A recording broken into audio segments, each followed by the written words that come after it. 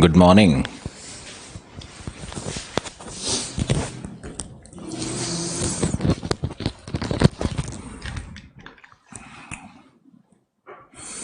How you are doing? क्या चल रहा है?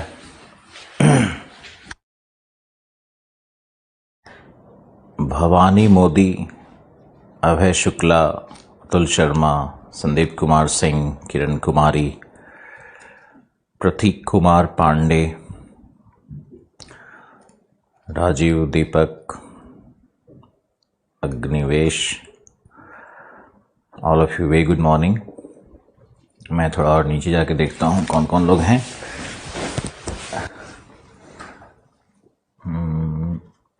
Shweta, good morning.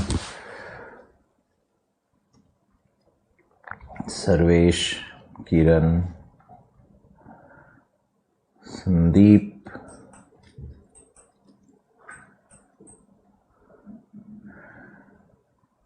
Gaurav, Abhay Shukla, Rana Haider Ali, all of you very good morning. Ajay Kumar, Gautam,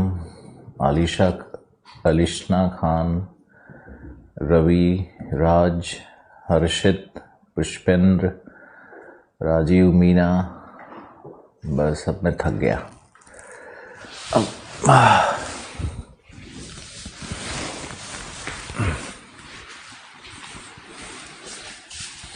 जब इतना टॉलरेट किया तो बस 20 सेकेंड्स पानी ले लेता हूं भाई.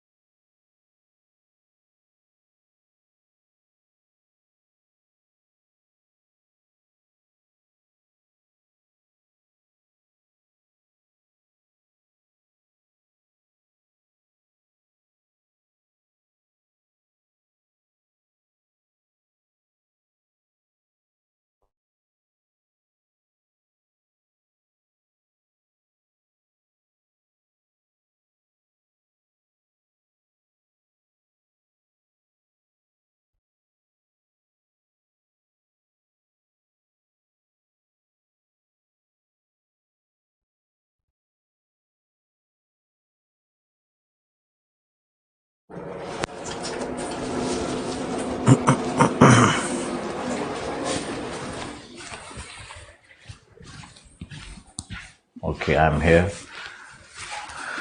अभिषेक यादव, शिवम शर्मा, नरेंद्र मीना,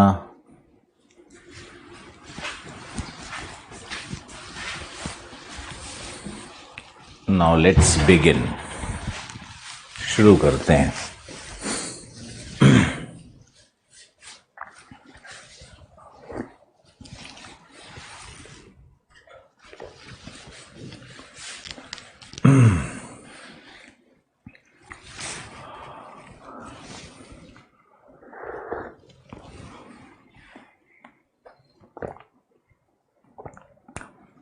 इंसुलेशन में हीट बजट, तो एक मॉडल शॉर्ट नोट्स लिखवाया जाएगा आपको.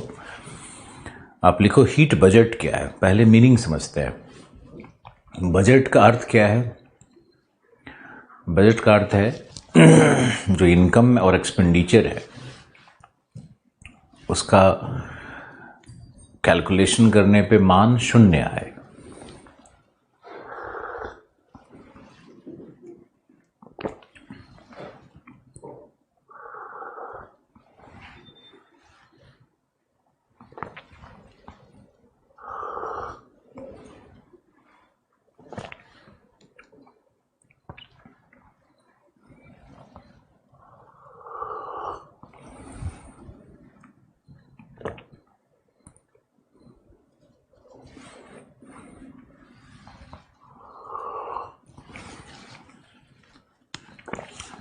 देखो, एक हीट बजट होता है ओशियन का, एक हीट बजट होता है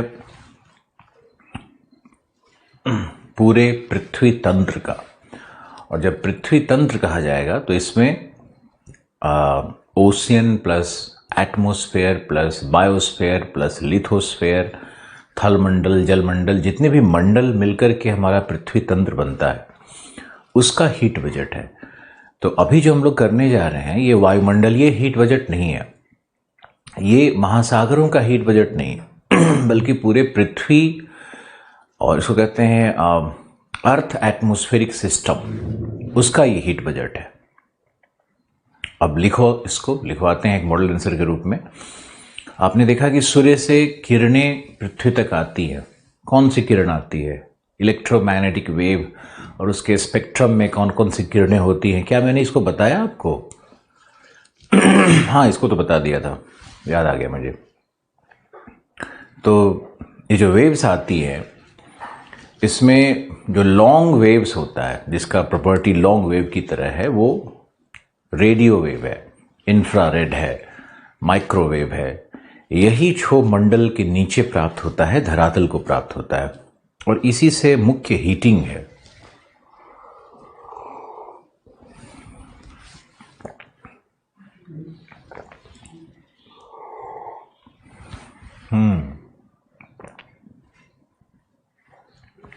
अब आप लिखो हीट बजट में, लिखो हीट बजट का अर्थ है, ऊष्मा बजट का अर्थ है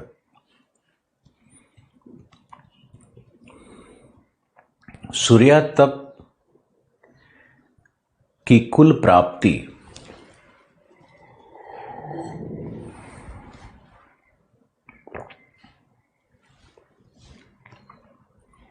ठहराव काल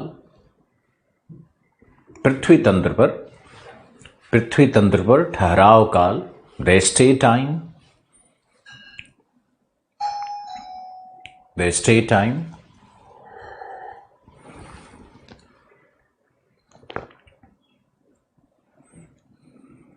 एवं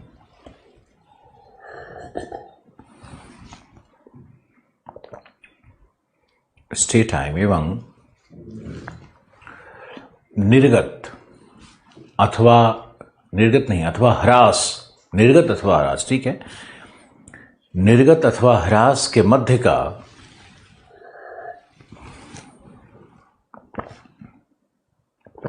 संतुलन।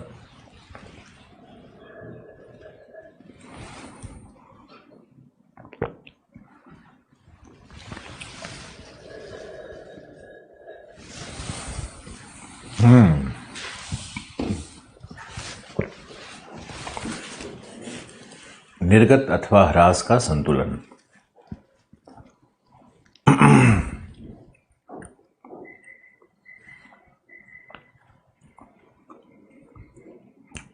लिखो, अर्थात यह तापीय साम्यावस्था है, थर्मल इक्विलिब्रियम है, जो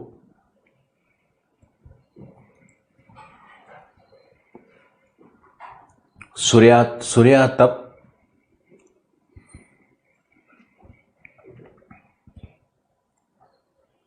अथवा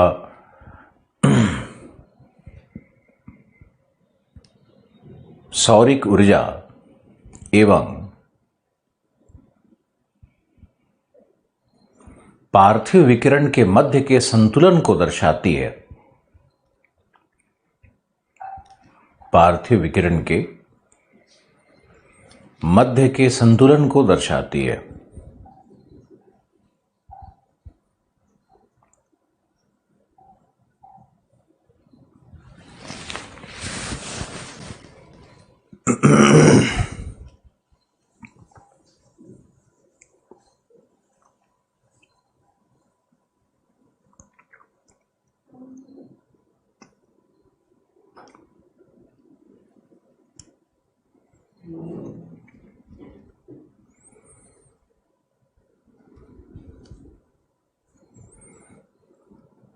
पार्थिव विकिरण के मध्य के संतुलन को दर्शाती है। एक और लाइन लिखो, ऊष्मा बजट के द्वारा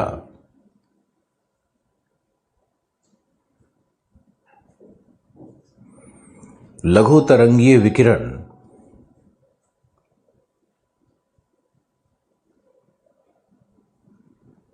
एवं दीर्घ तरंगीय विकिरण, दीर्घ तरंगीय पार्थिव विकिरण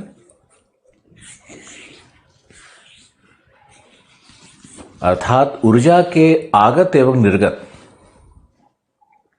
ऊर्जा के आगत एवं निर्गत के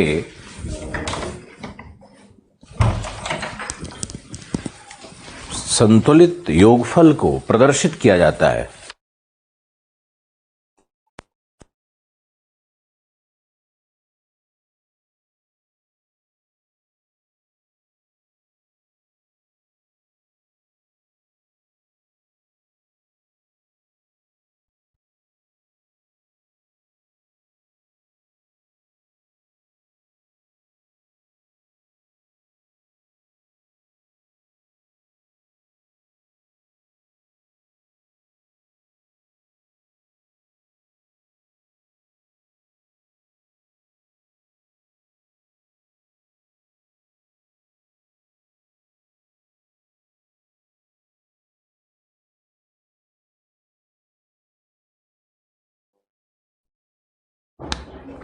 इस प्रकार ऊष्मा बजट एक समीकरण है।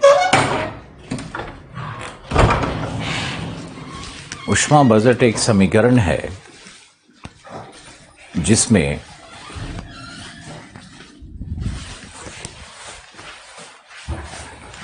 तीन मुख्य घटक होते हैं।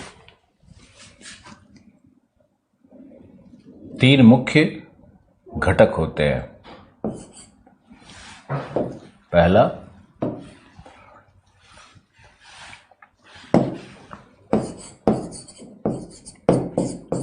सूर्यातप की मात्रा,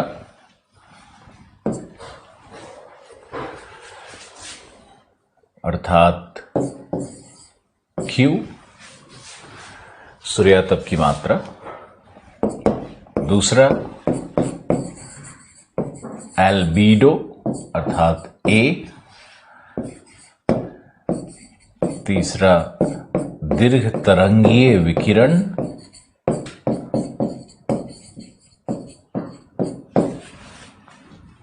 अर्थात I। लिखो, शॉर्ले एवं बेरी के अनुसार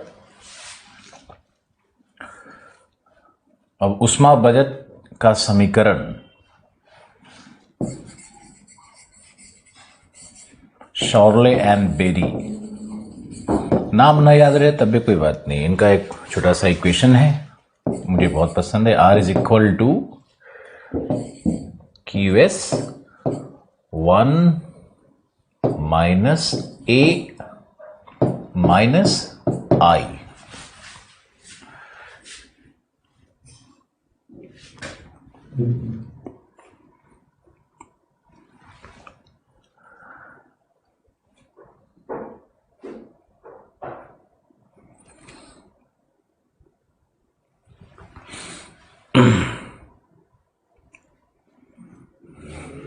इसे ऊष्मा बजट समीकरण कहते हैं। ये ऊष्मा बजट समीकरण है।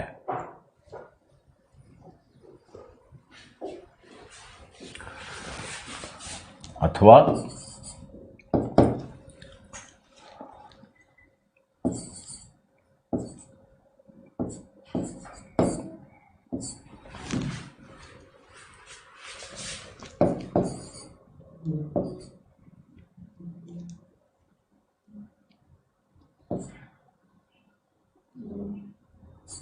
ब्रैकेट में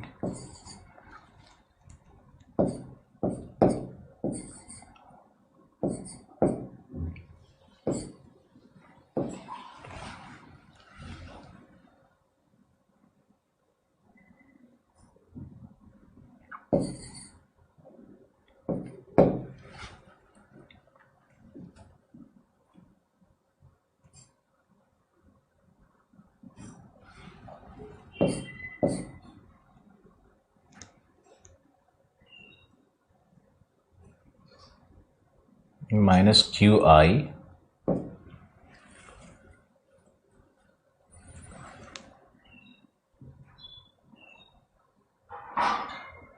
रुको एक मिनट, इसमें एक और है।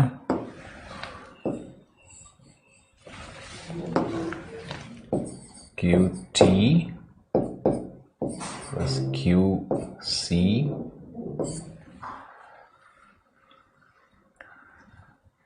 माइनस क्यू आई।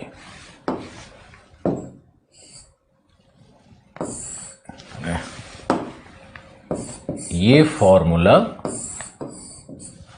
भी है ऊष्मा बजट का, एक फॉर्मूला ये भी है।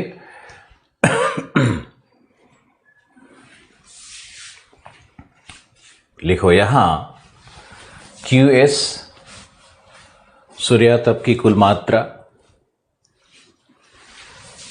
ए एल्बिडो, ए एल्बिडो। एल्बिडो का अर्थ है, एल्बिडो का अर्थ है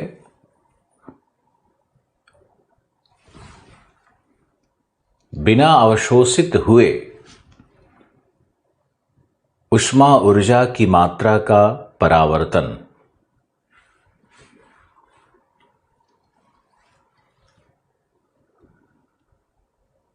ऊष्मा ऊर्जा की मात्रा का परावर्तन जो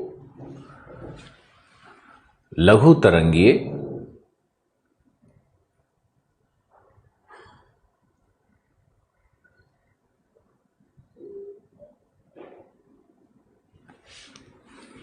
विकिरण के रूप में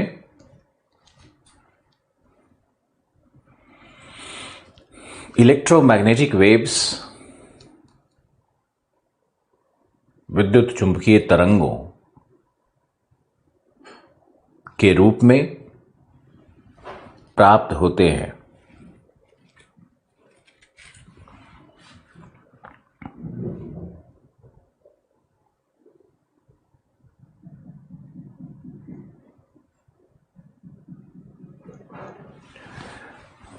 अब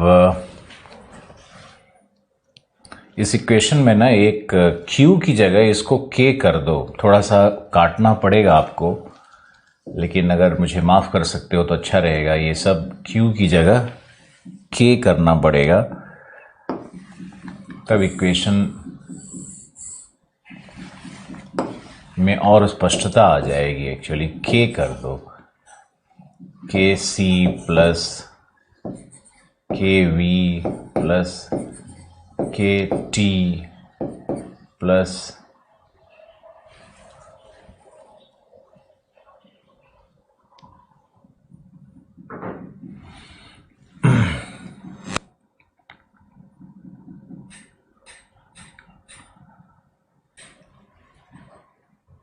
एक और क्या था, क्यू वाले में एक और क्या लिखवाया था, सिंबल क्या था, जल्दी बताओ। K C plus K V plus K T plus convection, evaporation, turbulence. ओ, और एक था तो डायरेक्ट है, यह है क्लाउड वाला एक है।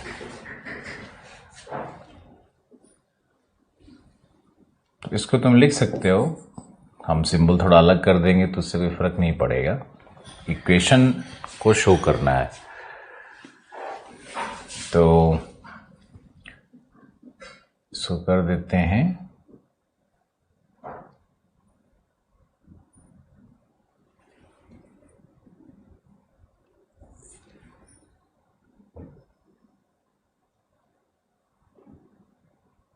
वॉट।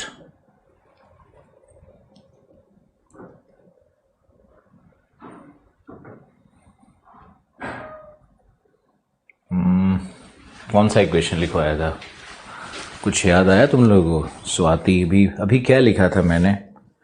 हम चाहते हैं कि वही इक्वेशन यूज हो।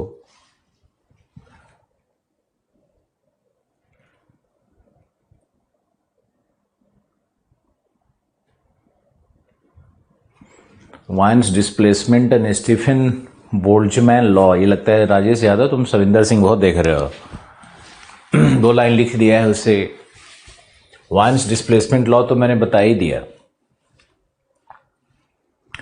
और ये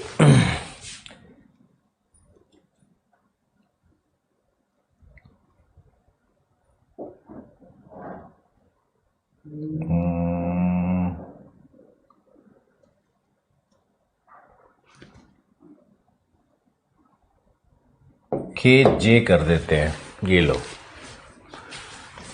ये इक्वेशन ज़्यादा अच्छा है क्योंकि, और इसको भी क्यू आई की जगह के आई करना पड़ेगा, माइनस के आई। ये इक्वेशन ज़्यादा अच्छा है। क्यू से सबको दर्शाना भी ठीक था, लेकिन के से दर्शाना ज़्यादा बेहतर होगा। चलो अब इसको लिखवाते हैं। देखो, क्यू एस सूर्यातप की कुल मात्रा, ए एल्बिडो। अब लिखो के के द्वारा पार्थिव विकिरण की कुल मात्रा को दर्शाया जाता है। इक्वेशन में के द्वारा, जैसे यहां पे हमने आई से दर्शाया है, तो आप के की जगह आई भी लिख सकते हो। क्यू का मतलब ही क्वांटम होता है,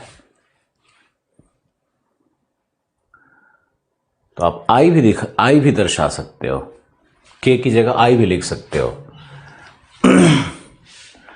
तो के सी क्या है, लिखो कन्वेक्शन के द्वारा, संवहन के द्वारा। के वी वाष्पीकरण के द्वारा। के टी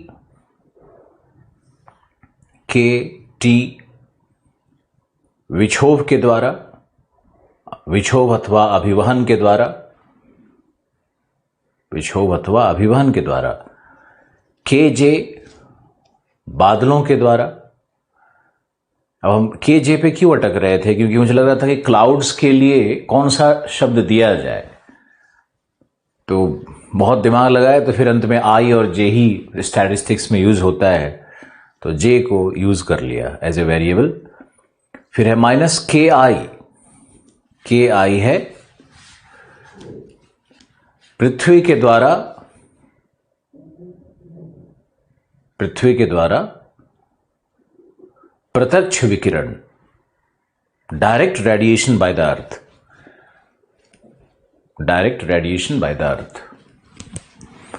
आवाज हमारी आ रही है? आपका बिल्कुल फॉर्मूला नहीं दिख रहा। अच्छा, चलो हम फॉर्मूले को पढ़ देते हैं थोड़ा। क्यू एस माइनस ए, फिर माइनस ब्रैकेट में के सी, के वी, के टी, के जे, माइनस वही ब्रैकेट बंद, माइनस के आई। ये फॉर्मूला है। अब लिखो, इस फॉर्मूले को अप्लाई करके दिखाते हैं। लिखो, माना कि पृथ्वी पर सूर्यातप की कुल मात्रा, पृथ्वी पर सूर्यातप की कुल मात्रा 100 यूनिट्स प्राप्त होती है। 100 यूनिट्स प्राप्त होती है। इस 100 यूनिट्स में से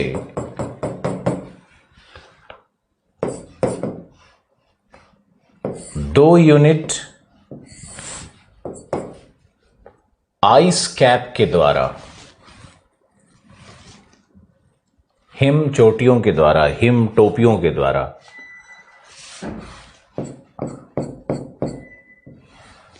आइस कैप के द्वारा,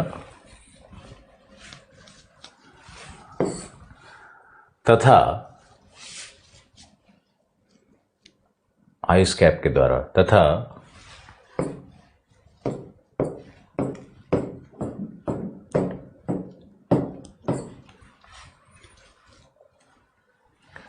6 यूनिट्स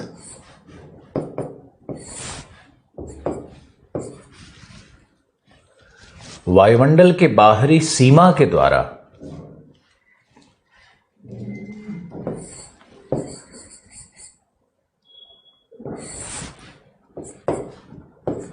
तथा 27 यूनिट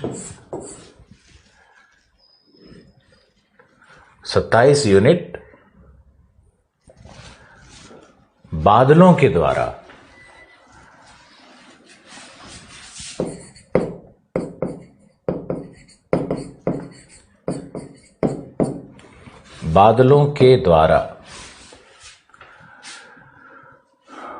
बिना अवशोषित हुए परावर्तित हो जाता है। बिना अवशोषित हुए परावर्तित हो जाता है।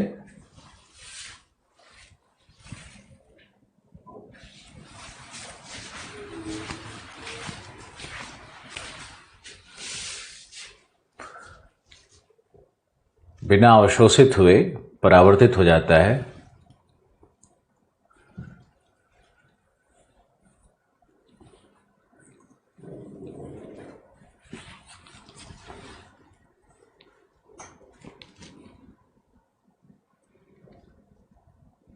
इसे एल्बिडो कहते हैं। लिखो, अर्थात 35 इकाई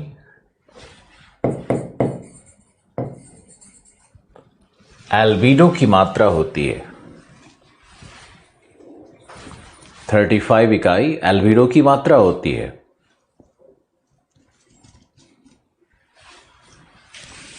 फिर लिखो, शेष 65 इकाई, शेष 65 इकाई का अवशोषण होता है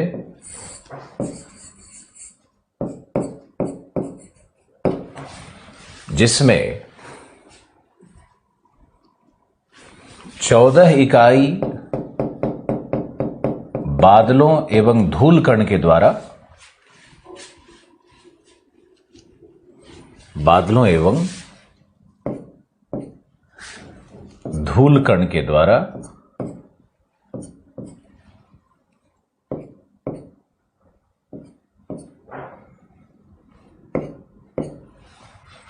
बादलों एवं धूल कण के द्वारा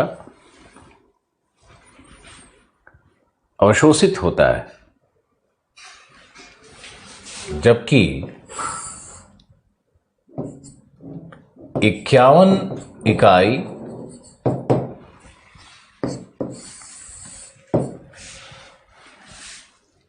धरातल के द्वारा 51 इकाई धरातल के द्वारा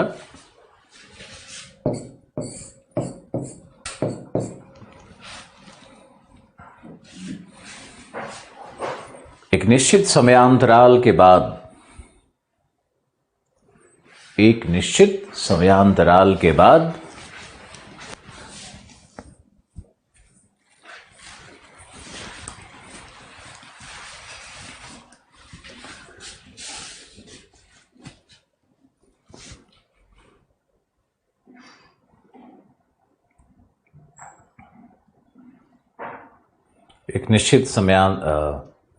समयांतराल के बाद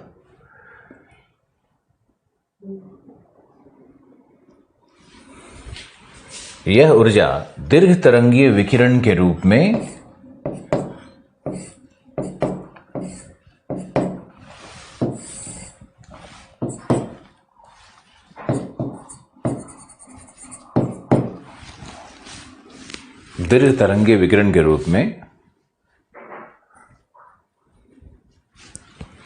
पुनर्विकिरित हो जाती है।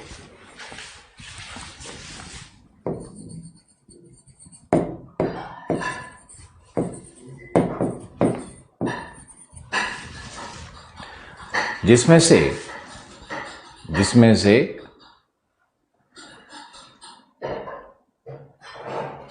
17 इकाई जिसमें से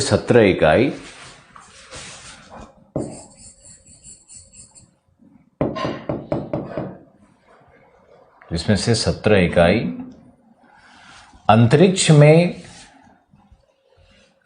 बिना इंटरसेप्शन के या अंतरिक्ष में प्रत्यक्ष प्रवेश कर जाते हैं, प्रत्यक्ष रूप से प्रवेश कर जाते हैं।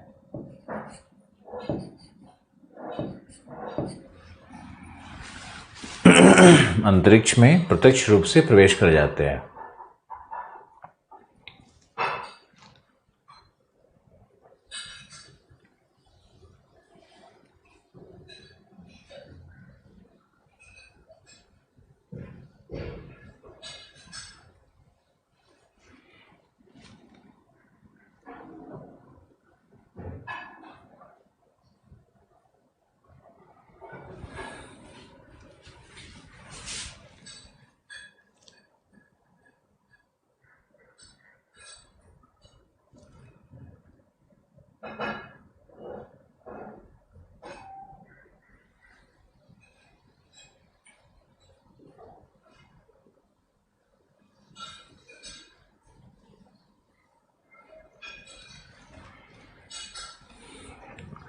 तथा 34 इकाई बादलों के द्वारा पुनः 34 इकाई बादलों के द्वारा पुनः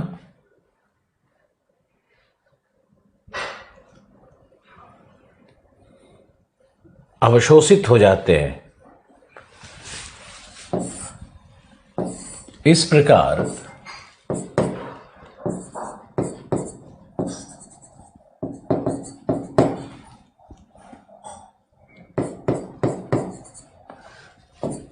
बादलों के पास कुल 48 इकाई ऊष्मा ऊर्जा होती है,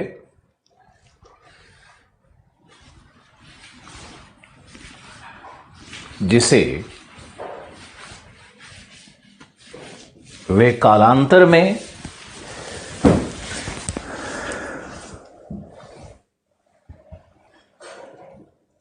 पुनर्विकिरित करते हैं।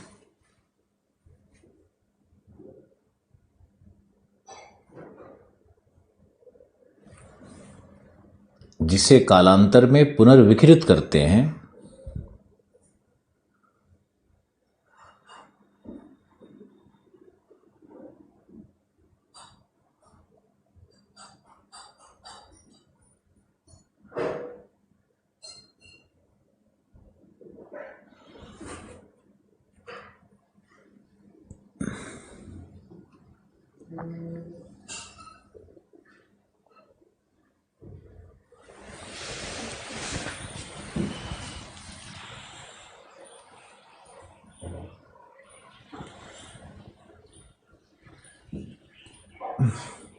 पुनर्विकिरित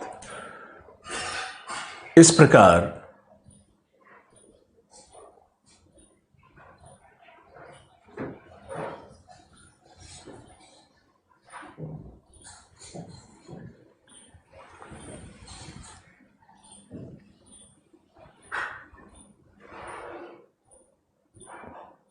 सिक्सटी 65 यूनिट्स का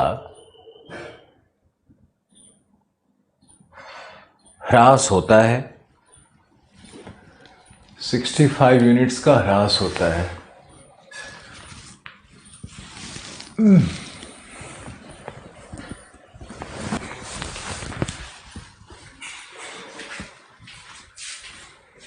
अब एक पैराग्राफ और लिखो, थोड़ा और डिटेल कर देते हैं कि लिखो 34 यूनिट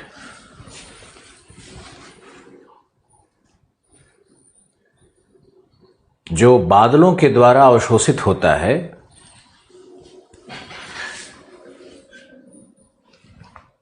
जो बादलों के द्वारा अवशोषित होता है, उसमें वाष्पीकरण के द्वारा 19 इकाई,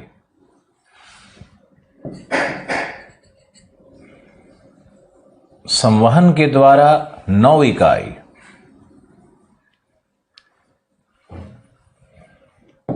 अभिवहन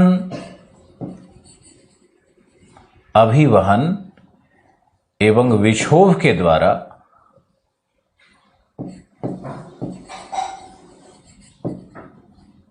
अभिवहन एवं विक्षोभ के द्वारा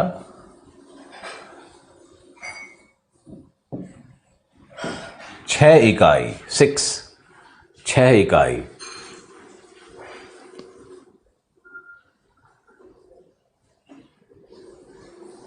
6 इकाई का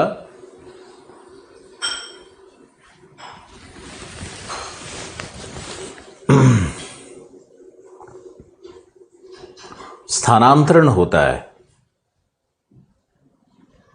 स्थानांतरण होता है।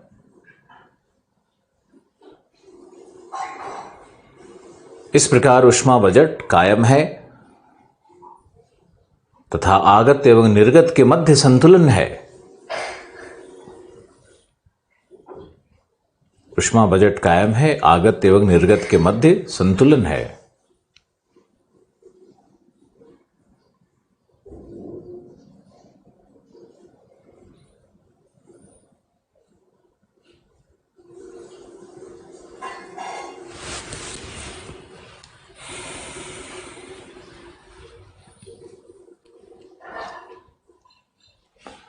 अब इस पूरे मॉडल को समझने की कोशिश करो, या इसमें लिख सकते हो और साइंटिफिक बनाने के लिए लिखो, इसमें ऊष्मा बजट में दो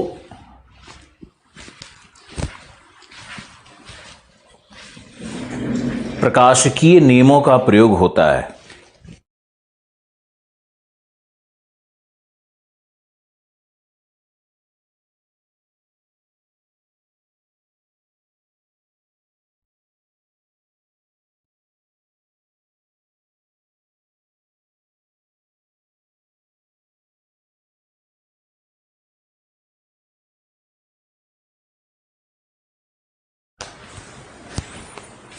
पहला है वान्स डिस्प्लेसमेंट लॉ,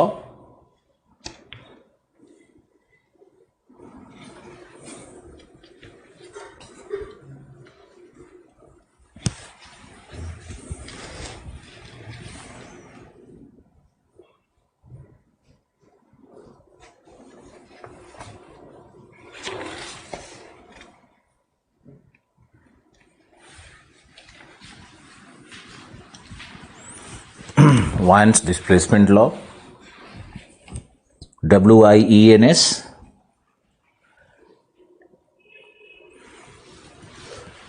दूसरा है स्टीफन बोल्ट्जमैन्स लॉ।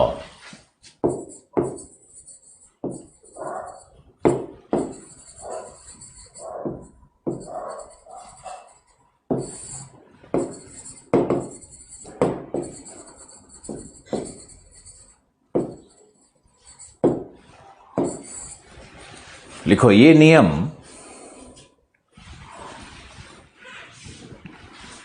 प्रकाश किरणों के स्कैटरिंग, परावर्तन,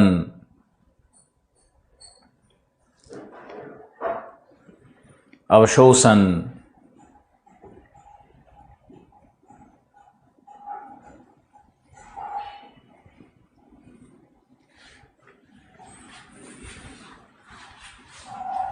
पर आधारित है, एक्सेट्रा पर आधारित है।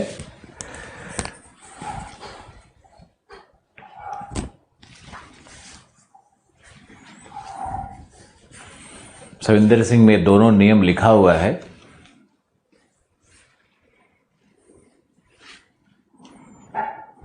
इसकी आवश्यकता नहीं है, पर अगर इंडिकेट करते हो इतना तो बेहतर होगा। अब पहले इसको समझते हैं, इन चीज़ों को गहराई से समझ के देखते हैं क्या है। यहां देखो, सूर्य से 100 यूनिट मान लिया ऊर्जा प्राप्त हो रही है, और आपको पता है कि 1 बिलियंथ यानी सूर्य से अगर 1 यूनिट ऊर्जा निकलती है तो उसको 1 बिलियन से डिवाइड करोगे तो जो छोटा सा अंश प्राप्त होगा वही धरातल को प्राप्त होना है, वही पृथ्वी को प्राप्त होना है। तो उसी प्राप्त ऊर्जा को हम लोगों ने सूर्यातप कहा है और उसी को हमने 100 यूनिट मान लिया है। तो ये 100 यूनिट जो ऊर्जा हमारे पास है उसमें से 35 यूनिट तो एल्बिडो है। एल्बिडो का मतलब क्या है? एल्बिडो का अर्थ है कि जो बिना अवशोषित हुए परावर्तित हो जाए। जैसे तुम टॉर्च से लाइट को ग्लास के ऊपर मारो तो उससे वापस लौटता है ना टकरा करके, तो जो टकरा करके लौटा वो सब एल्बिडो है। अब एक प्रश्न का जवाब दो कि एल्बिडो किसका ज्यादा होगा? ए श्वेत बादल या काले बादल? उत्तर भेजिए, उत्तर प्रेषित करें।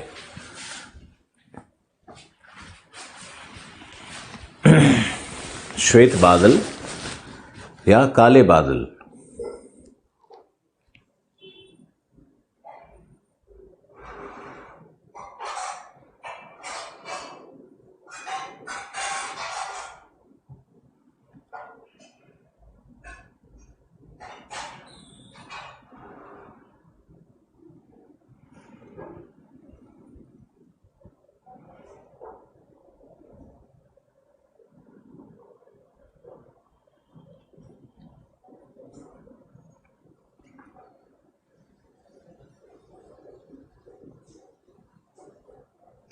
बताओ क्या लिखे? वाइट क्लाउड्स बिल्कुल। एक लिख रहे हैं काले, बिल्कुल नहीं, वाइट होगा ना। श्वेत बादल से ज्यादा परावर्तन होगा और काले बादल अवशोषित ज्यादा कर लेंगे। इसलिए जो हाई क्लाउड्स होते हैं, जो ऊपर के बादल होते हैं, वो ज्यादा परावर्तन करते हैं और नीचे के बादल ऊष्मा का अवशोषण ज्यादा करेंगे। फिर से समझो, जो हाई क्लाउड्स है, हालांकि हमारा क्लाउड का हाइट एक ही दिख रहा है, लेकिन एक दिखना नहीं चाहिए था, इसको थोड़ा नीचे करना पड़ेगा। लो क्लाउड्स जो होता है ना, वो ब्लैक क्लाउड्स होता है। ये देखो, ये +34 वाला, ये है हाई क्लाउड्स या high cirrus clouds. High cirrus clouds है, सीरस यानी पक्षाभ मेघ, श्वेत बादल। पक्षाभ मेघ यहां लिखना है, कंफ्यूजन मत किया करो। पक्षाभ मेघ, ओके। तो जो पक्षाभ मेघ होते हैं वो परावर्तन ज्यादा करते हैं, उनका अल्बिडो ज्यादा होता है। अगला प्रश्न, आइस कैप का अल्बिडो ज्यादा होगा या मरुभूमि का? आइस कैप का या मरुभूमि का?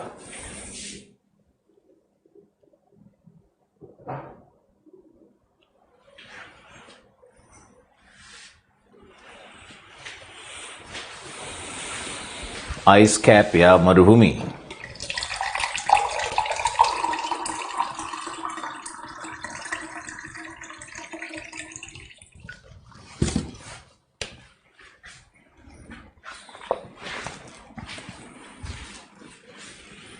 आइस कैप का होगा बिल्कुल सही उत्तर। अभी बता दो कि मरुभूमि और सवाना ग्रासलैंड में किसका होगा?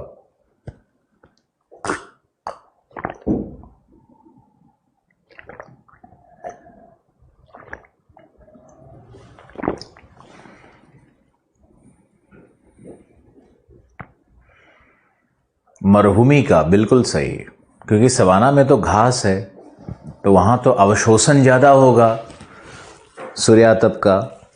अब बस लास्ट बता दो कि विषुवतीय वर्षावन और सवाना में, विषुवतीय वर्षावन और सवाना में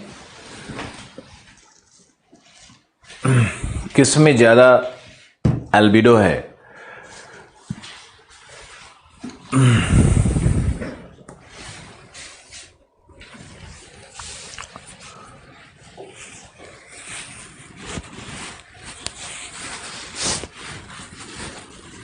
किस में ज्यादा एल्बिडो है?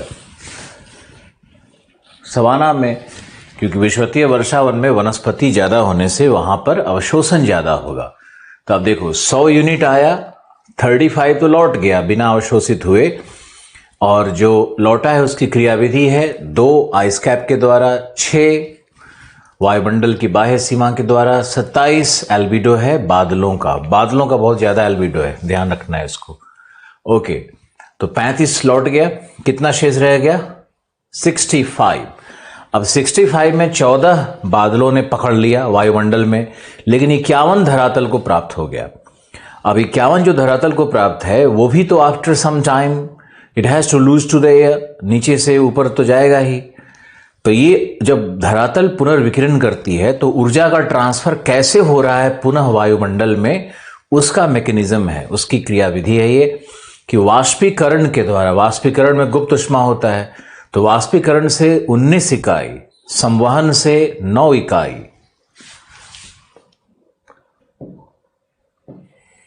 इस संवहन वाला है, इवेपोरेशन, कन्वेक्शन, और 6 इकाई है एडवेक्शन यानी अभिवहन और विक्षोभ के द्वारा 6 इकाई। तो ये ऊर्जा का ट्रांसफर हुआ, वायुमंडल फिर से उसको पकड़ लिया। क्या होता है ना कि 51 इकाई अगर मान लो धरातल में आया तो 51 का 51 इकाई ऊपर की ओर भागा, पुनर्रेडिएशन हुआ इसका। अब जब पुनर्विकिरण हो रहा है पृथ्वी से तो 17 तो एस्केप कर गया, लेकिन 34 यहीं पे पकड़ा गया, इंटरसेप्ट कर लिया उसको वायुमंडल, और 34 को फिर बाद में 14 पहले से था तो 14 + 34 48 यूनिट हो जाएगा, 48 यूनिट पुनर्विकिरित हो जाएगा एक समयांतराल के बाद। ओके, अब लिखो वैश्विक तापन का हीट बजट पर प्रभाव। वैश्विक तापन का हीट बजट पर प्रभाव, लंबा इसको बहुत नहीं लिखवाएंगे लेकिन इंडिकेट कर देंगे, संकेतक होगा।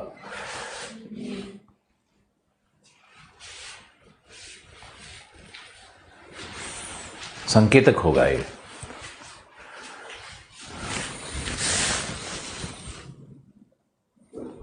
लिखो आईपीसीसी के 3rd रिपोर्ट में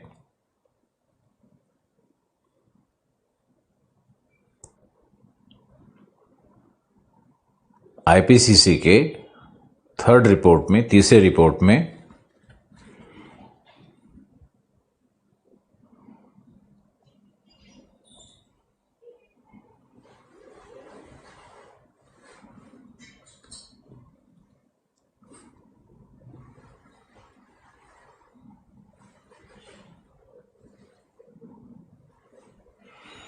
पृथ्वी के औसत तापमान में 1.6 डिग्री सेंटीग्रेड की वृद्धि मानी गई है। पृथ्वी के औसत तापमान में 1.6 डिग्री सेंटीग्रेड की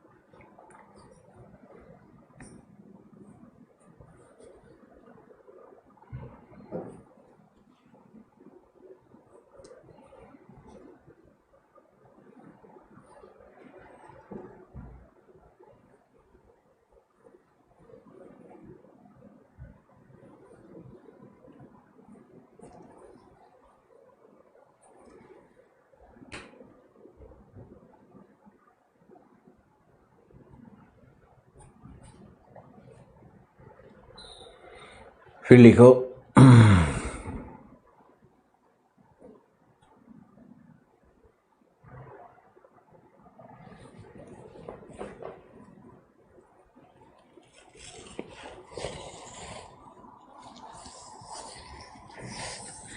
इसका अर्थ है दीर्घ तरंगीय विकिरण के ठहराव काल में वृद्धि।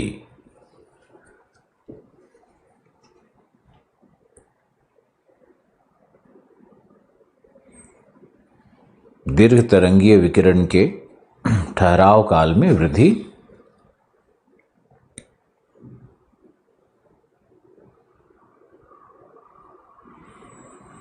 जो कि ग्रीन हाउस प्रभाव के कारण हो रहा है। ग्रीन हाउस प्रभाव के कारण हो रहा है।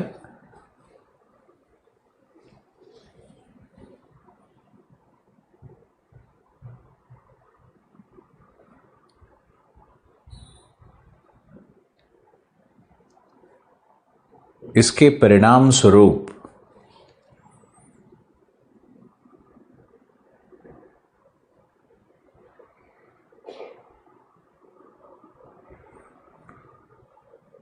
भू जलीय चक्र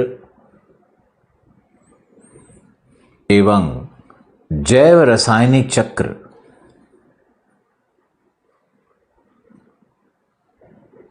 तथा विभिन्न प्रकार के संचरण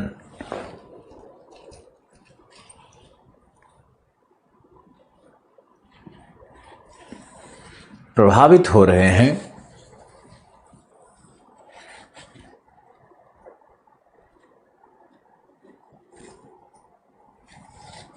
जिससे मौसमी दशाओं में परिवर्तन,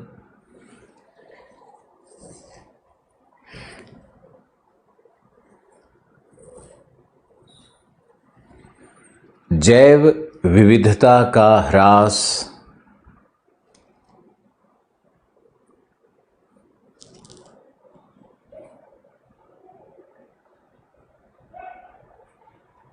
जैव विविधता का ह्रास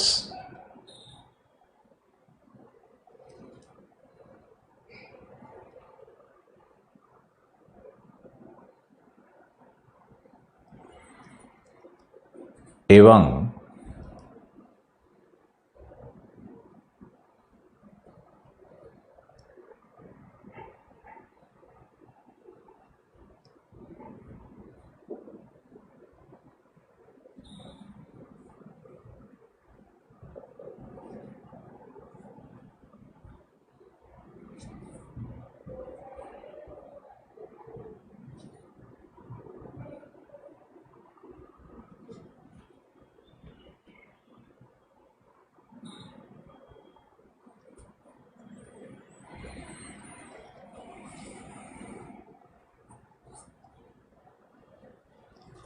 नेचुरल डिजास्टर्स, प्राकृतिक आपदाएं प्रकट हो रही है। प्राकृतिक आपदाएं प्रकट हो रही है।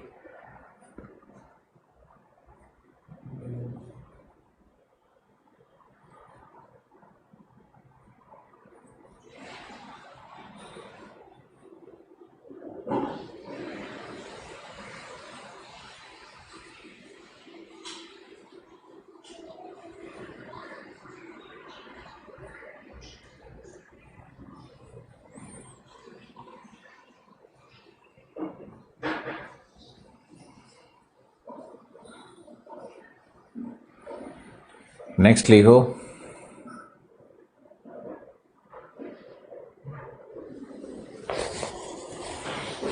कितना शब्द हुआ? काफी हो गया होगा, 200 से 300 शब्द तो हो ही गया होगा। अब इसमें देखो क्या कैसे है।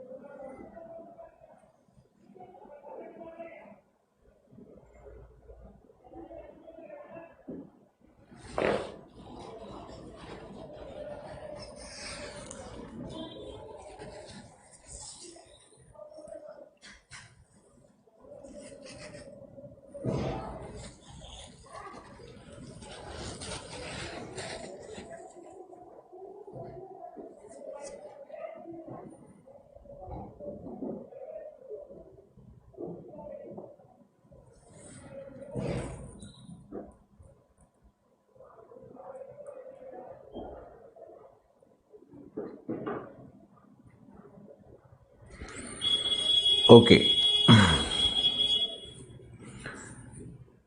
ये एक काइंड ऑफ मॉडल आंसर था। कितना कितना शब्द था, काउंट करके बताओ।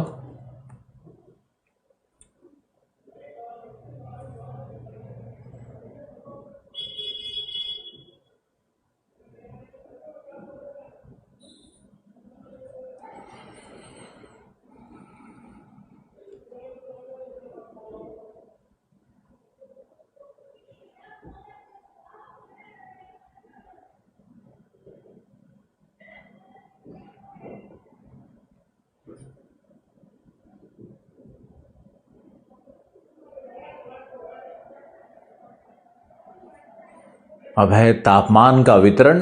तो तापमान के वितरण को तो हमने अक्षांशों के आधार पर और तापीय पेटी के आधार पर बिल्कुल बतला दिया है ना। उसी को विश्व मैप पे आप दर्शा सकते हो। उसमें शीतकालीन तापमान, ग्रीष्मकालीन तापमान दोनों ही दिया हुआ है। और आइसोथर्म्स क्या है और आइसोथर्म का बिहेवियर क्या है, यह भी आपको समझना है।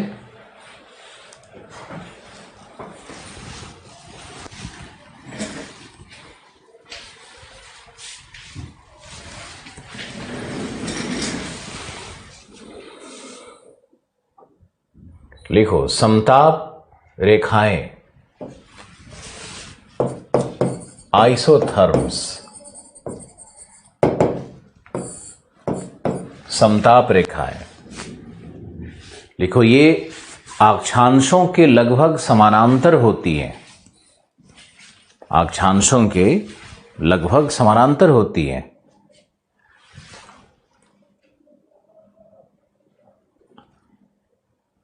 सब लिख रहा है 50 वर्ड्स ही हुआ है। अरे पूरे मॉडल आंसर को, यहां जलवायु परिवर्तन थोड़े ना पढ़ाना है आपको।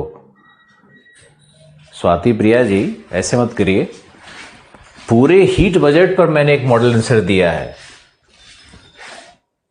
ग्लोबल वार्मिंग थोड़े ना पढ़ना है आपको आज। वो तो हम लोग जलवायु विज्ञान में 5000 शब्द में पढ़ेंगे, आईपीसीसी रिपोर्ट और सब कुछ।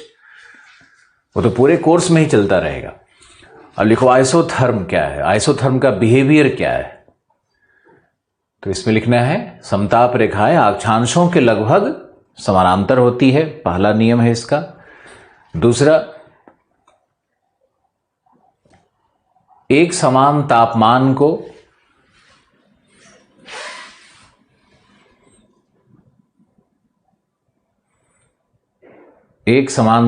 को दर्शाती है। ये लाइन जहां जहां जा रही है वहां तापमान, औसत तापमान वही रहता है। फिर लिखो समताप रेखाएं शीतकाल में जनवरी के औसत तापमान को दर्शाती है। शीतकाल में जनवरी के औसत तापमान को दर्शाती है तथा ग्रीष्मकाल में जून के औसत तापमान को, ग्रीष्मकाल में जून के औसत तापमान को। नेक्स्ट, समताप रेखाएं ग्रीष्मकाल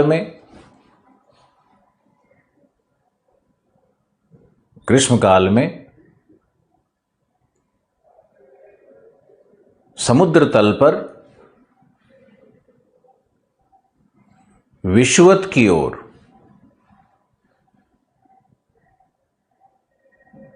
और शीतकाल में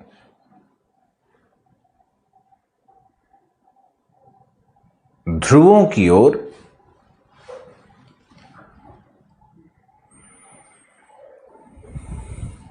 बेंड करती हैं, मुड़ जाती हैं।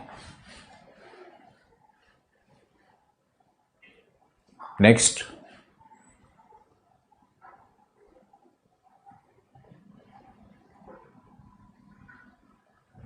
ग्रीष्मकाल में समताप रेखाएं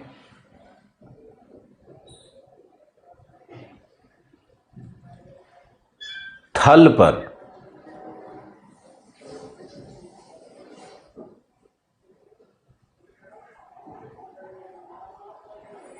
ध्रुवों की ओर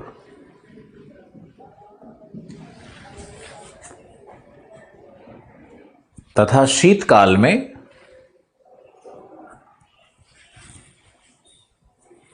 विषुवत की ओर मुड़ जाती हैं,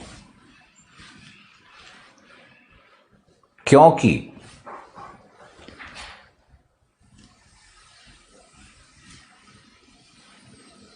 जल की विशिष्ट ऊष्मा, पढ़ाया था, जल की विशिष्ट ऊष्मा, स्पेसिफिक हीट, थल से कहीं अधिक होती है, थल से कहीं अधिक होती है।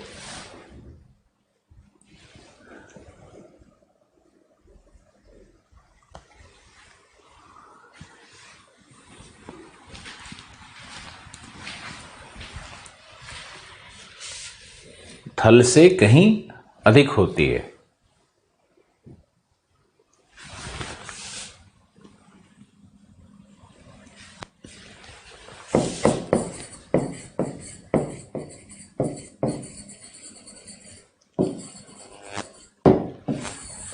लिखो, जिन अक्षांशों पर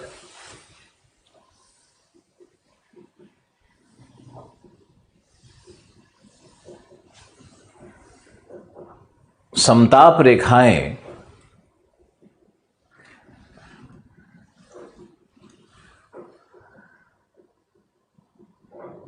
जिन अक्षांशों पर समताप रेखाएं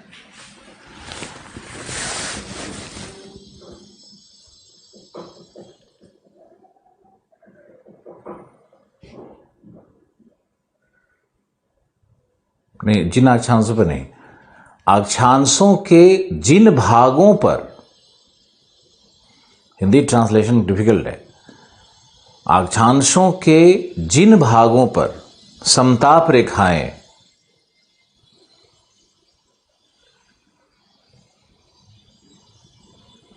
मुड़ जाती हैं,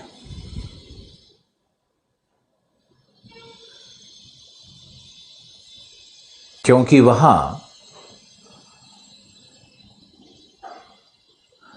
स्थानिक कारणों से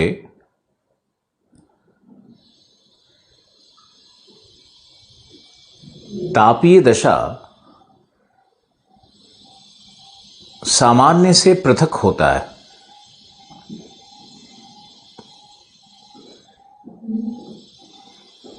सामान्य से पृथक होता है।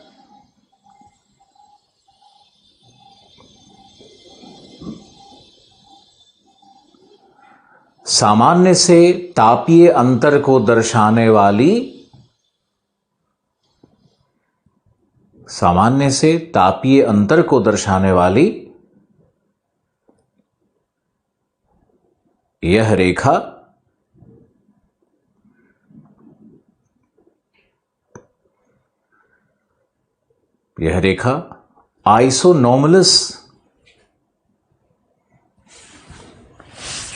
आइसोनॉमलस रेखा कहलाती है।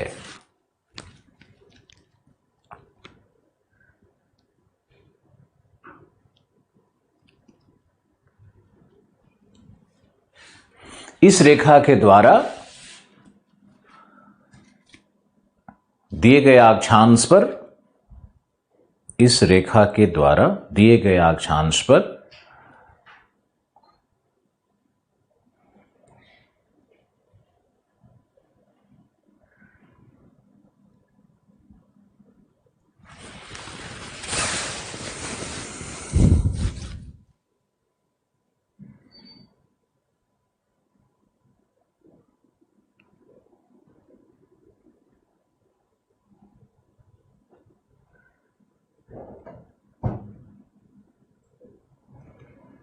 इस रेखा के द्वारा दिए गए अक्षांश पर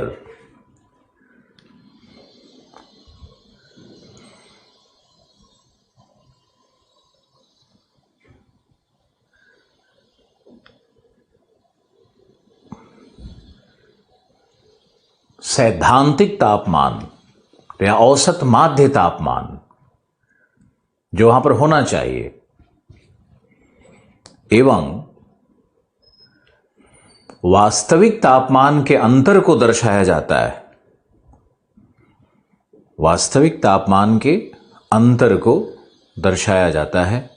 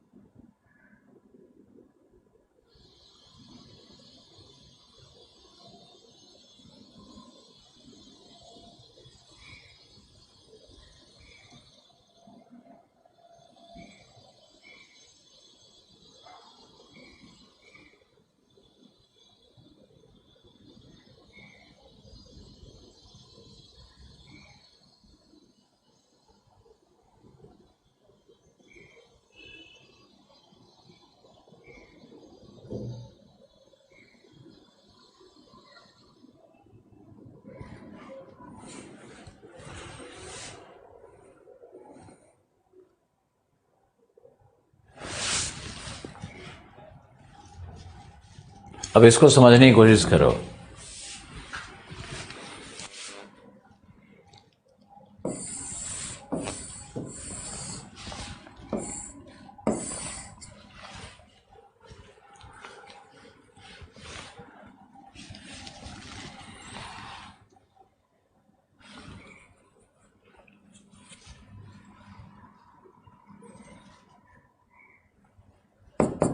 चलो यहां पे हम अफ्रीका को ले लेते हैं। अफ्रीकन कॉन्टिनेंट को ले लिया हमने। यहां देखो, मान लो कि 10 डिग्री या यही 10 डिग्री का, सब लोग ध्यान से देखिए, 10 डिग्री का ये अक्षांश है,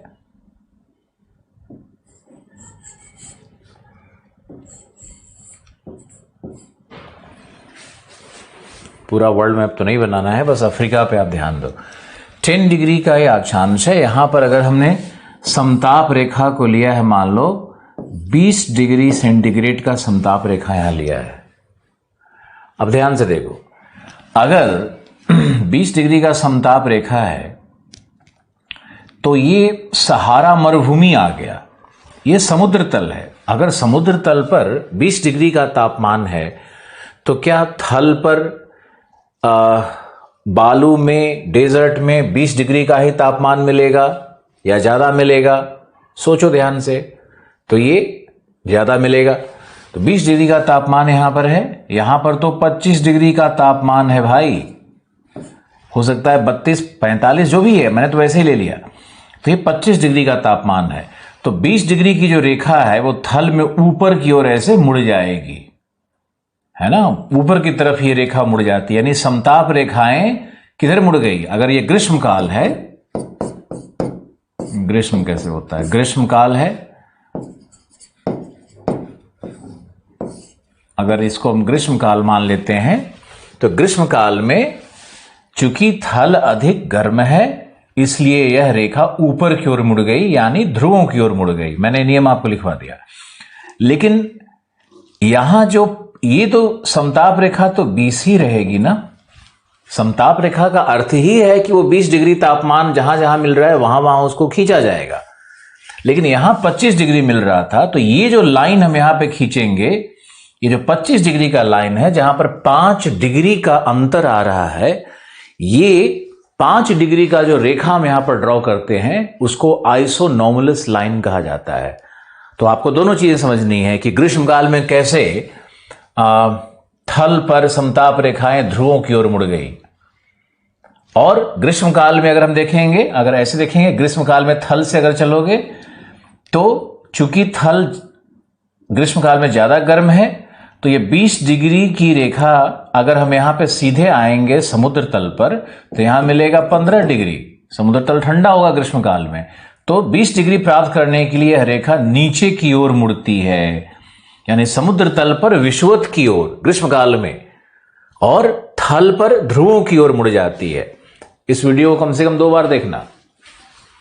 कितना लोग समझा?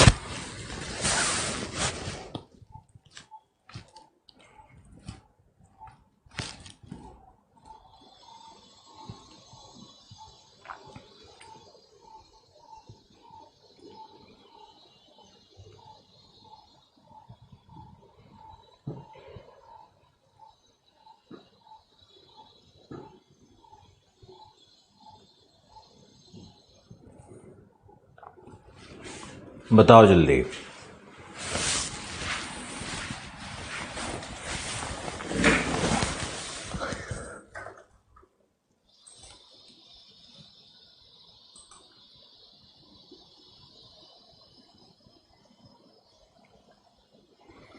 आ गया समझ में?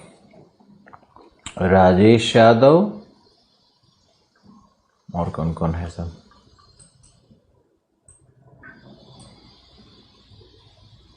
भवानी मोदी आ गया। अभय शुक्ला, सुरजीत सिंह ठाकुर, ओके। एक चीज बताते हैं तुमको, ऑफलाइन क्लास का ना नुकसान है स्टूडेंट्स को। ऑफलाइन क्लास में क्या है कि 1 घंटा तो आना है, 1 घंटा जाना, 2 घंटा वो भी खत्म होता है। फिर क्लास भी 2.5 घंटे का होगा, इफेक्टिव क्लास तो वही 2.25 घंटे का होता है। 30-40 मिनट तो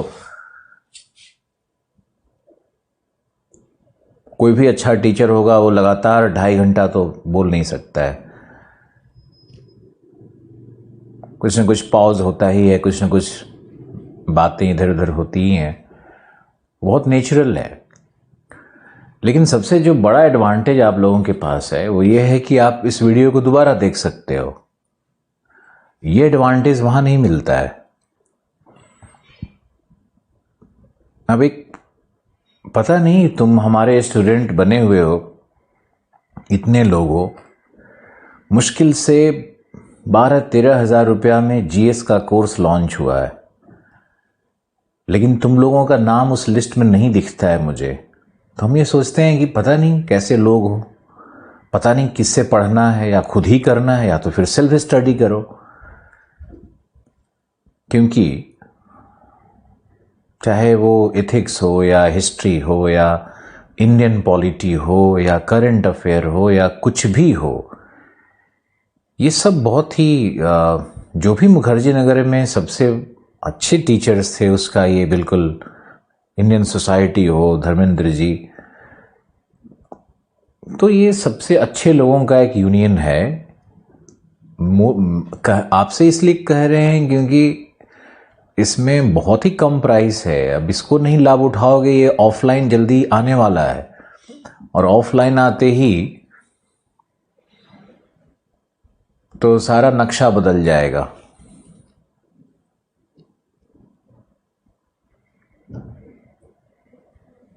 बहुत मतलब ये वेदनापूर्ण है एज ए टीचर। देखो इसको तुम लोग मेरे अपने हो, इसमें ये समझने की आवश्यकता नहीं है कि तुम्हारे 10-20-50 लोगों से कोई रेवेन्यू जनरेट होने वाला है। भाई जो तुम्हारा 12,000 अगर फी है उसमें 18-20% तो वही लगना है।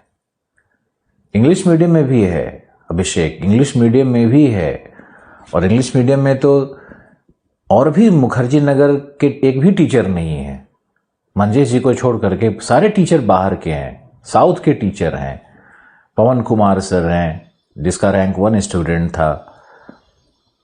तो कई बार मुझे समझ में नहीं आता है कि आप लोगों का उस लिस्ट में नाम नहीं होना, पता नहीं क्या सोच रहे हो, क्या कर रहे हो। इसमें टेस्ट सीरीज भी मिल रहा है, करंट अफेयर का क्लास मिल रहा है,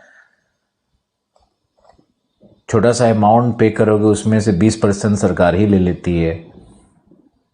कुछ नहीं है ये। और सबसे बड़ी बात है कि जैसे ही शुरू होगा ऑफलाइन तो सारे टीचर अपनी अपनी संस्था खोल करके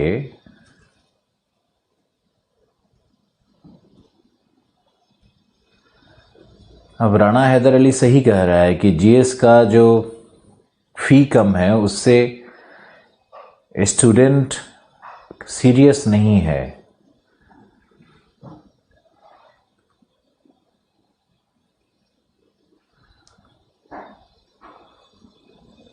अब ये हम तो सोचे कि यार चलो एक ऐसा मौका, बताओ इसी टीचर के साथ अगर हम 50,000 फी रख देते तब भी एडमिशन वैसे ही मोर और लेस होता। लेकिन मैंने सोचा कि एक ऐसा काम कर दिया जाए कि गांव गांव तक पहुंचा जाए। अब हर व्यक्ति जब अपने जीवन में सब कुछ प्राप्त कर लेता है तो सोचता है कि वो अब कैसे लोगों के हृदय में पहुंचे, कैसे दूर तक फैले, कैसे कहाँ कहाँ उसको लोग जाने।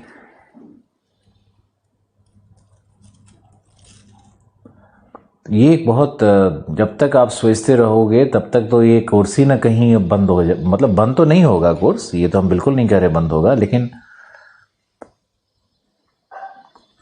कोर्स तो कभी नहीं बंद होगा। सारे टीचर कमिटेड, मेरा कमिटमेंट।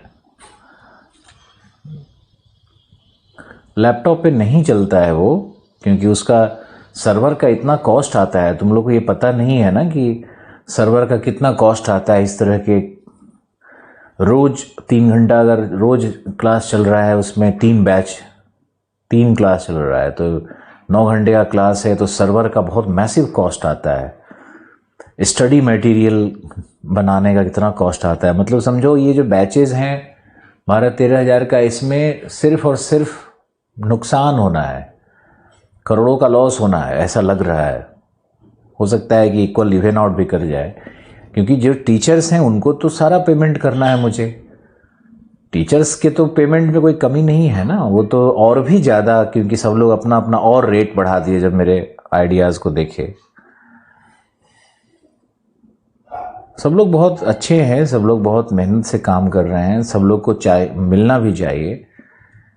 लेकिन ये जो आइडिया था मेरा ना, ह्यूमैनिटेरियन आइडिया, ये मानववादी, तो ये मानववादी जो विचार है इसको लोग बहुत अलग ढंग से देखते हैं।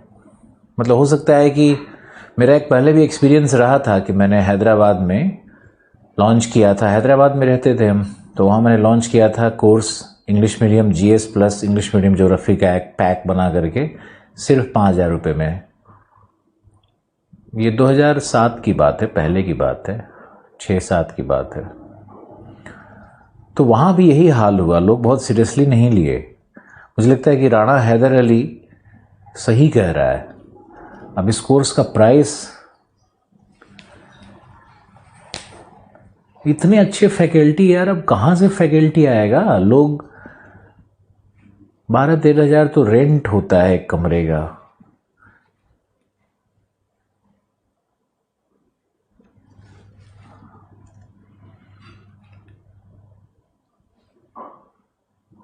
मैं ये समझ नहीं पा रहा हूँ ना कि फिर भी तुम लोग क्यों नहीं, मतलब बाकी दुनिया से मैं वर्कशॉप में नहीं बोल रहा हूँ, तुम लोगों को देख रहा हूँ, तुम लोगों का मुंह देख रहा हूँ कि यार तुम्हारे बैच में लगभग काफ़ी एडमिशन्स है ज्योग्राफी में।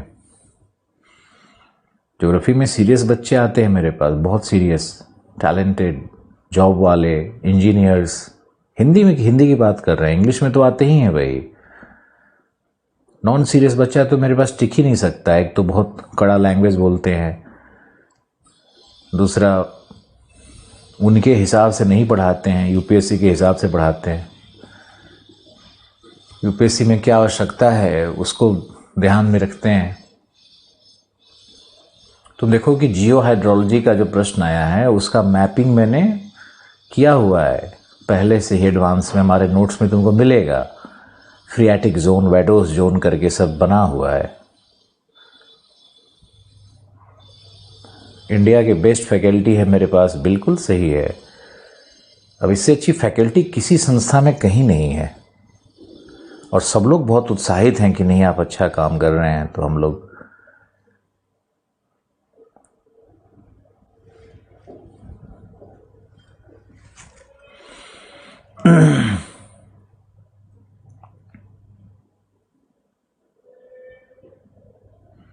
अरे तो पहले ही जीएस वर्ल्ड में तुम फी पे कर चुके हो, तो उससे क्या फर्क पड़ता है? तुम कितना फी ही है कि इतना सोच रहे हो? ये तो तुम्हारे सोच में प्रॉब्लम है ना। जो जीएस वर्ल्ड में पढ़े हो उसको बाहर में जाए, वो उसको अलग करो, हटाओ। जीएस वर्ल्ड में तुमको ये सारे लोग थोड़े ना मिले। इसमें तुम अगर एक ही चीज तुम सिर्फ मान लो कि एक ही चीज अगर तुमको इथिक्स ही मिल जाता है तो उसी का कॉस्ट 12-15 हज़ार रुपया तो उसी का कॉस्ट हो जाएगा तुम्हारा। इसलिए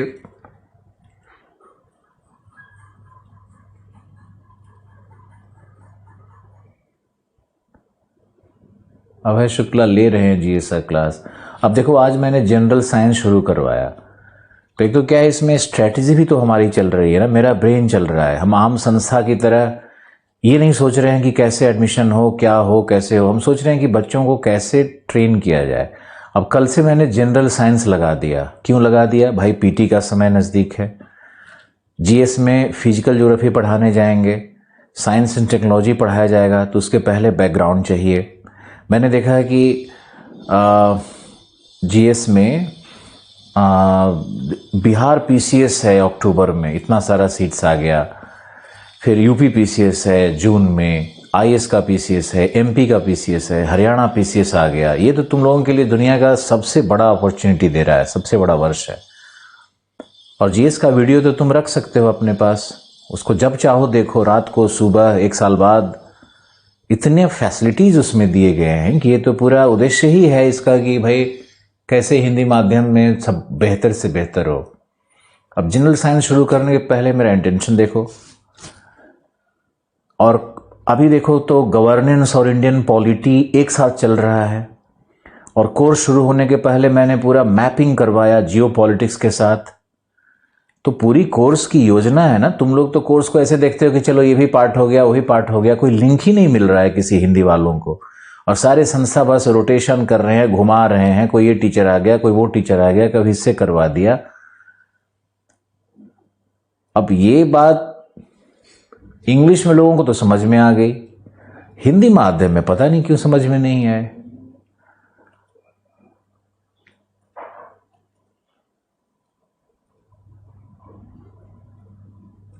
स्वाति जोशी इसमें हैं, इसमें श्वेता यादव, हम देख रहे हैं आपका मैसेज। तो एक कार्य योजना भी तो होती है ना, एक प्लानिंग होता है। कभी भी जिंदगी में, तुम मेरे अपने इसलिए कह रहे हैं, मेरी तुलना कभी मत करना यहां बाहर के किसी भी शिक्षक से, क्योंकि रिजल्ट ओरिएंटेशन काम किया मैंने, और रिजल्ट के दम पर हमारी संस्थाएं चली आज तक और चल रही हैं। कहीं भी कोई देश में होगा, वो ज्योग्राफी का बिना मेरा नोट्स पढ़े या डायरेक्ट पढ़े वो हो ही नहीं सकता है। इंग्लिश मीडियम में तो तुम लोग से भी ज़्यादा।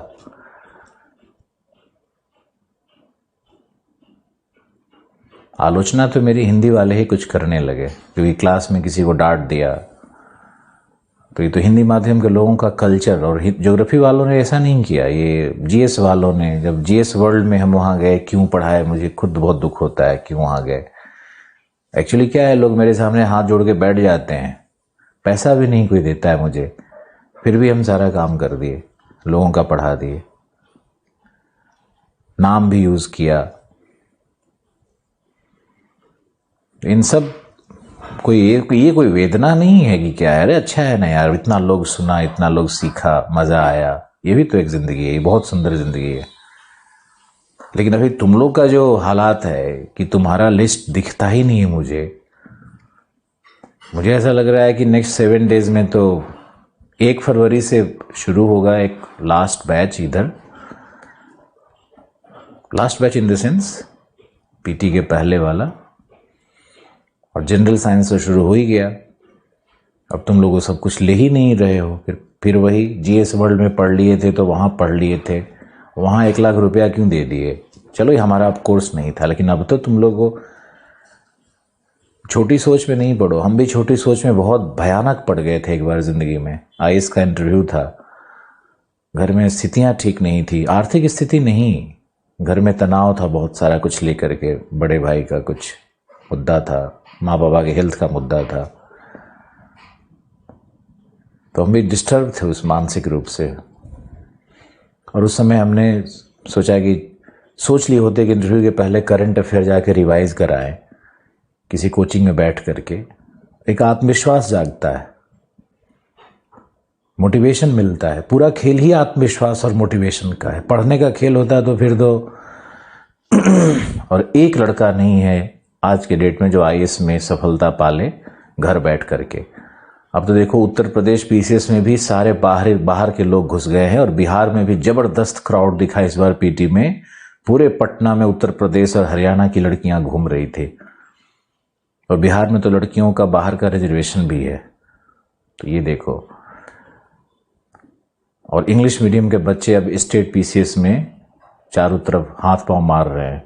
और तुम लोगों को पता नहीं क्या बुद्धि है।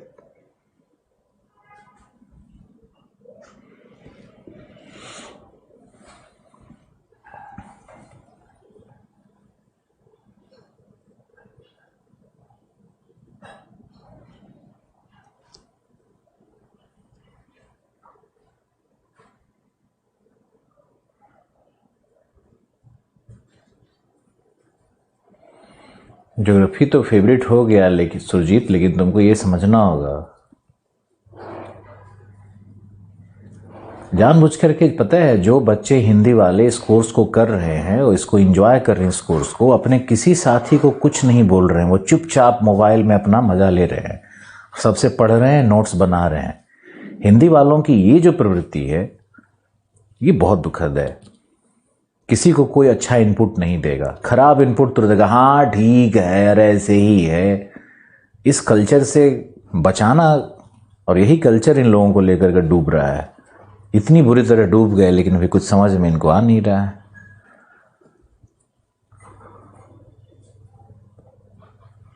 किरण कुमारी कौन सा बैच, कौन सा क्लास ले, कोई सा भी ले लो ना।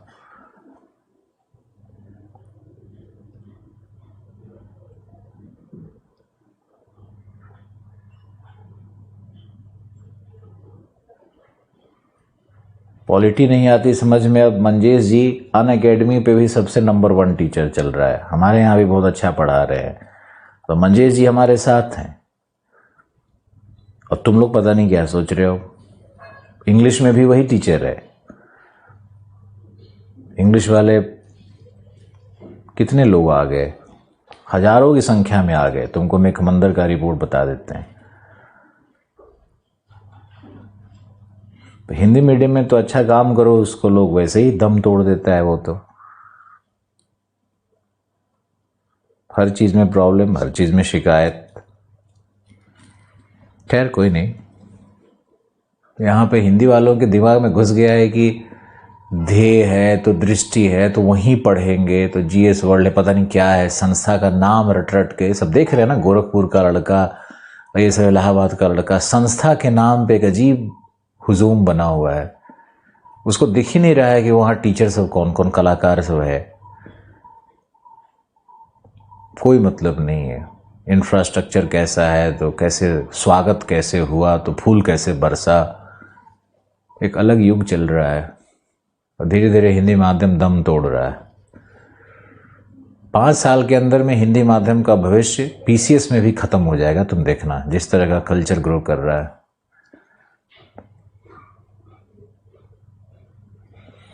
चलो पता नहीं, कभी कभी मेरा मूड ऐसा हो जाता है कि हम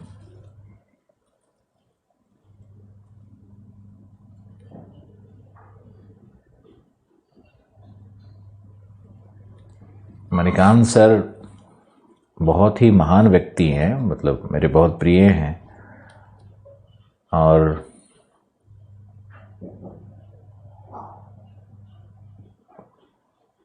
मेरे लिए अच्छे शब्द कहते हैं तो बहुत सुखद है। उनसे भी मैंने कहा था कि आप आ जाइए, क्योंकि 2 ही लोग हैं हिस्ट्री में तो यहाँ पे। तो पहले मैंने मणिकांत सर से कहा था कि आप आइए सर, लेकिन वो बहुत सीनियर हैं तो उनसे वो कहीं किसी और संस्था में भी कॉन्ट्रैक्ट कर चुके थे। चूँकि कॉन्ट्रैक्ट कर चुके थे तो फिर ज़्यादा दबाव नहीं डाल पाए। पर इतनी इज्जत कमाई है मैंने अपने फील्ड में, इंग्लिश मीडियम में, हिंदी मीडियम में। तुम जितने लोग देख रहे हो, बालियान, शुभ्रा रंजन, पवन कुमार, ये सब हमारे संस्था में, हमारे मेंटरशिप में सब ने जीएस पढ़ाया हुआ है। हम मानते हैं कि ये प्रेम और रिस्पेक्ट के कारण होता है, कोई सुपीरियर और इन्फीरियर नहीं होता है। किसी का नाम ऊपर जाने से, नीचे आने से एडवर्टीजमेंट में कोई बड़ा और कोई श्रेष्ठ और कोई, ये सिर्फ अहंकारी लोग ऐसा सोचते हैं।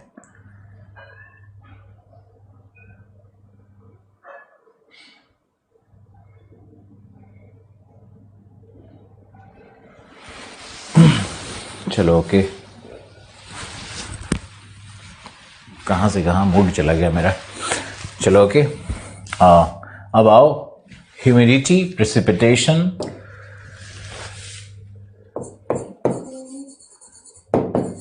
हमारा अगला topic humidity and precipitation. Humidity and precipitation, आर्द्रता और ये विषय अब हम कल ही शुरू करेंगे। आज पता नहीं क्या हो गया, मुझे हो जाता है कभी कभी मूड। आज बाय बाय, कल फिर 9 से 11 क्लास लेंगे और इस टॉपिक को कल ही शुरू करेंगे। चलो टेक केयर।